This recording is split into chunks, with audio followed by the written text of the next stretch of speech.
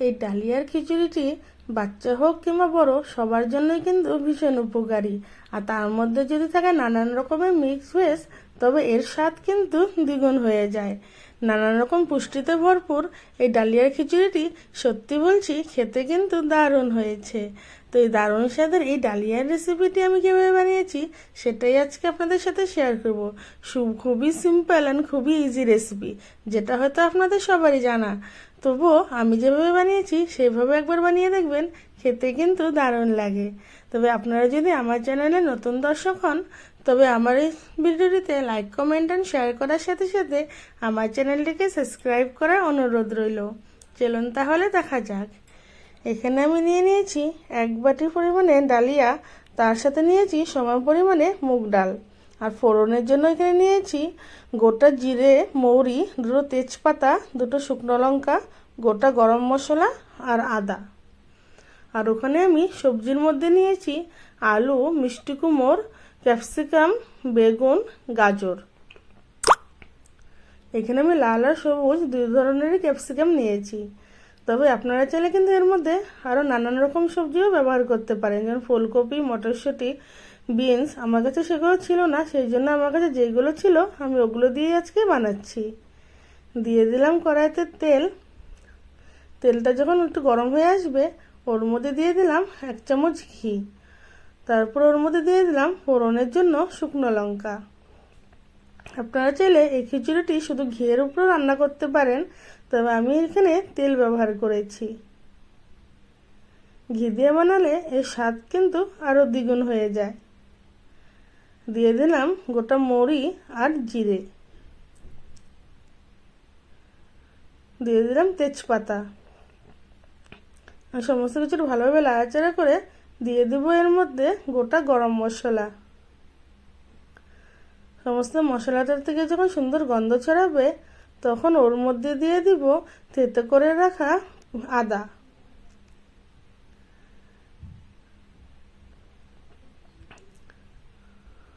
আদা কুচিটা দিয়ে ভালো করে একটু নাড়াচাড়া করে নিয়ে আদাটাকে একটু লাল লাল করে ভেজে নেব।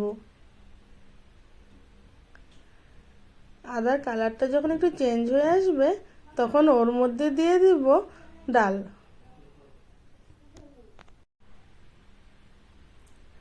আদার কালারটা অনেকটা চেঞ্জ হয়ে এসছে, এখন দিয়ে দিলাম মুগ ডাল। আমি যেহেতু ডালিয়াটাকে আজকে একদম সম্পূর্ণ নিরামিষভাবে বানাচ্ছি, সেই জন্য আমি এখানে মুগ ডাল ব্যবহার করেছি। তবে আপনারা যদি পেঁয়াজ রসুন দিয়ে বানান তবে কিন্তু এখানে মসুর ডালও ইউজ করতে পারেন। দুটো প্রসেসে কিন্তু এই ডালিয়াটা খেতে দারুণ লাগে। ডালটা একটু ভাজা হয়ে আসলে ওর মধ্যে দিয়ে দিলাম ডালিয়া। এখন ডাল আর ডালিয়াটাকে একসাথে কিছুক্ষণের জন্য ভেজে নেব। ডালিয়াটা এভাবে একটু ভেজে নিলে ডালিয়াটার থেকে খুব সুন্দর একটা গন্ধ বেরোয়, আর ডালিয়াটা কিন্তু খেতেও ভালো লাগে। এইভাবে অল্প টাইম ভাজা ভাজা হওয়ার পরে এর মধ্যে সমস্ত সবজিগুলোকে দিয়ে দিব। আমি এখানে কাঁচা সবজিগুলোই ব্যবহার করছি, তবে আপনারা চাইলে কিন্তু এই সবজিগুলো এক এক করে এক্সট্রাভাবে ভেজে নিতে পারেন। তবে এই ডালিয়ার মধ্যে কিন্তু এই সবজিটা কাঁচা দিলেই কিন্তু টেস্টটা বেশি ভালো লাগে। এখন সবজির সাথে ডালিয়াটাকে খুব ভালোভাবে মিশিয়ে নিচ্ছি। দিয়ে দিলাম নুন আর দিয়ে দিব পরিমাণ মতো হলুদ গুঁড়ো। এর মধ্যে কিন্তু খুব বেশি কিছু মশলা দিব না, একদম সিম্পলভাবে এই ডালিয়াটা খেতে কিন্তু দুর্দান্ত লাগে। এখন নুন হলুদ দিয়ে ভালো করে সমস্ত সবজির সাথে ডালিয়াটাকে কিছুক্ষণের জন্য একটু ভেজে নেব।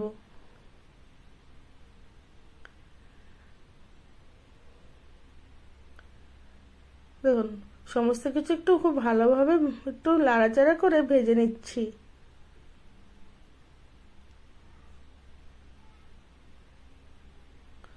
মিনিট 5 মতো এটা একটু ভাজা ভাজা করে নিয়ে এর মধ্যে দিয়ে দিব পরিমাণ মতো জল।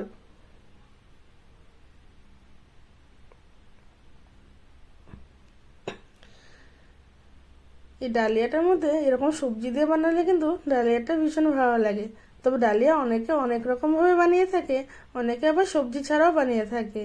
তবে সবজি দিয়ে করলে কিন্তু এর টেস্টটা আরও বেশি লাগে, আর খেতেও কিন্তু ভালো হয়। আর তার সাথে সাথে সমস্ত রকম সবজির গুণে ভরপুর এই ডালিয়াটি হেলথের জন্যও কিন্তু ভীষণ উপকারী। বাচ্চারা অনেক সময় সবজি খেতে চায় না, তখন এইভাবে যদি সব রকমের সবজি দিয়ে এইভাবে বানিয়ে দেওয়া যায়, তখন কিন্তু ওরাও কিন্তু খুব ভালোভাবে খেয়ে নেয়। তো দিয়ে দিলাম এর মধ্যে জল। আমি এখানে যেহেতু ডাল আর ডালিয়া মিলে 2 বাটি নিয়েছি, তো ওই জন্য এর মধ্যে দিয়ে দিলাম জলের পরিমাণটা 4 বাটি।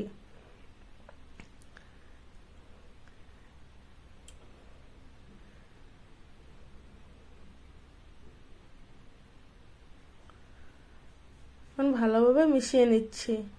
ভালোভাবে মিশিয়ে নিয়ে ঝালের জন্য এখানে দিয়ে দিলাম কয়েকটা কাঁচা লঙ্কা। এখন ঢাকা দিয়ে এটাকে কিছুক্ষণের জন্য হতে দেব, যতক্ষণ না ডাল আর ডালিয়া আর সমস্ত সবজিগুলো একটু ভালোভাবে সফট হয়ে আসছে। আর দিয়ে দিলাম সামান্য পরিমাণে জিরে গুঁড়ো। এখন ঢাকা দিয়ে 10 মিনিটের মতো রান্না করে নিয়েছি। আমি এই ডালিয়াটার মধ্যে পরে আরও 1 বাটির মতো জল দিয়েছি। আর দিয়ে দিলাম টেস্টের ব্যালেন্সের জন্য সামান্য চিনি।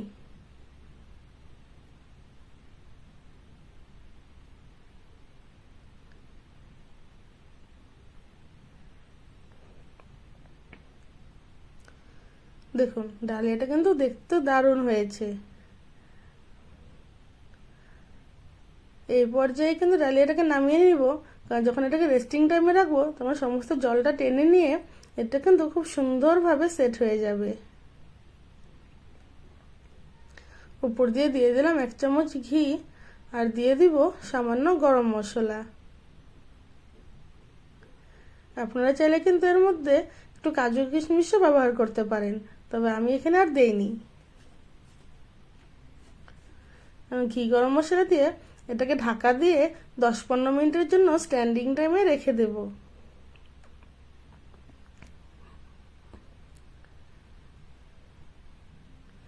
কুড়ি মিনিট পর আপনাদেরকে দেখাচ্ছি আমাদের ডালিয়াটা এক্স্যাক্টলি কেমন হয়েছে। দেখুন ডালিয়াটা কিন্তু খুব সুন্দরভাবে রেডি হয়ে গিয়েছে, আর খাওয়ার জন্য কিন্তু একদম পারফেক্ট।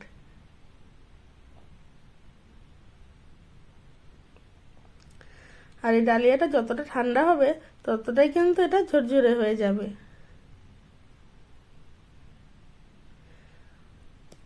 তো আমার এই রেসিপিটি ভালো লাগলে আপনারা কিন্তু এটাকে অবশ্যই একবার বাড়িতে বানিয়ে দেখবেন। আর এরকম সবজি দিয়ে ডালিয়া খেতে আপনাদের কার কার ভালো লাগে অবশ্যই কিন্তু আমাকে কমেন্ট করে জানাবেন। চলুন তাহলে এখন সার্ভ করা যাক। দেখুন এরকম সমস্ত রকম সবজি দিয়ে বানানোর জন্য ডালিয়াটা দেখতেও কিন্তু দারুণ কালারফুল হয়েছে। আর এরকম কালারফুল ডিশ দেখলে কিন্তু সবারই খেতে মন যায়। বাচ্চারা যখন সবজি এক্সট্রা করে খেতে চাইবে না, তখন এইভাবে বানিয়ে দেখবেন খাওয়ার জন্য ওদের ইন্টারেস্টই বেড়ে যাবে। যখন খাওয়ার মধ্যে এরকম কালারফুল ভেজিস দেখবে, ওরা কিন্তু খাবারটা খুব ভালোভাবে খেয়ে নেবে। তো আমার এই রেসিপিটি দেখার জন্য আপনাদেরকে অসংখ্য ধন্যবাদ। ভিডিওটি ভালো লাগলে অবশ্যই কিন্তু আমাকে কমেন্ট করে জানাবেন। তো আজকের জন্য এতটুকুই। আবারও একদিন আপনাদের সামনে আসবো এরকম এক দারুণ রেসিপির সাথে। ততক্ষণের জন্য ভালো থাকবেন, সুস্থ থাকবেন।